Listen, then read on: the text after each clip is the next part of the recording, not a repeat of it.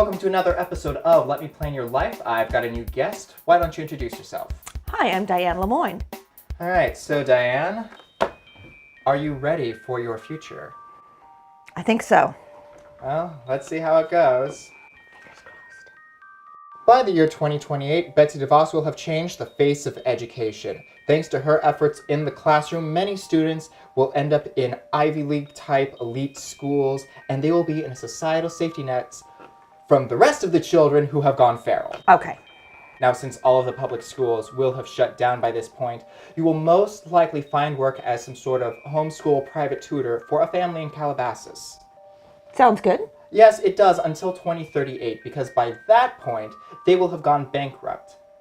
Turns out, lots of people depend on government programs, whether or not they realize it. Okay. By that point, you will retreat to the hills. Without dependable water, electricity, or roads, communities will become smaller and more isolated. Which brings us to 2048. An heir to one of the few billionaires still left in existence will run out of gas right in front of your shack on your hill. Nice. All of the people in the neighborhood will say, "Don't go up the hill. There's a crazy lady who lives there." And they'll tell him the rumors that have spread about how you've adopted all of the feral children and all the stray dogs and cats, and you've started your own organized crime syndicate. You had me into crime, but yeah, that does sound sort of like me. They are so well trained that they bring you gifts. And even though the children no longer speak English, you do have a shorthand of sorts with them. When he actually does come to meet you, it'll turn out that these were just rumors. And he will threaten to sue you, and then your roof will collapse on top of him. So, what do you think? Wow. You had me until I killed the billionaire. Would you like to focus on this here? Yeah, let's look at this year. Okay, so, this year you told me that you would like to work with special needs children for the Las Virgenes School District or LA Unified, right? Yes. What motivated you to want to work with the special needs kids as opposed to anything else? I babysit a little boy who is hard of hearing, and which is why I was taking ASL. And his physical therapist would come and I'd work with her, and she was really encouraging, said I was good at it, I'm good with kids, I've worked with kids for years. And I really enjoyed learning ASL, I enjoy working with kids, and it was kind of a nice fit.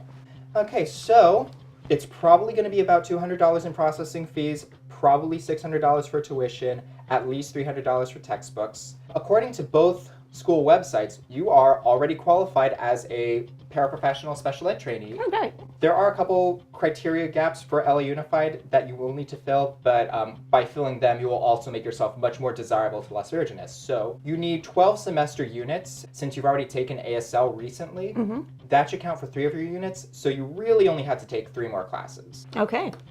Once you have a great resume put together, once you've got your references, everything, you can apply to both school districts.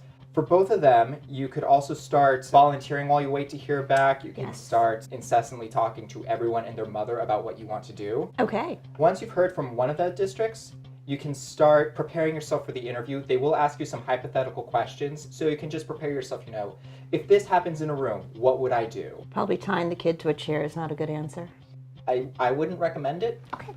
There are 1 or 2 things you can do to speed up the process. They are going to need a physical at some point, so you can take that out of the way. Okay. And they will need to see a TB test at one point, so do that when you're doing your physical.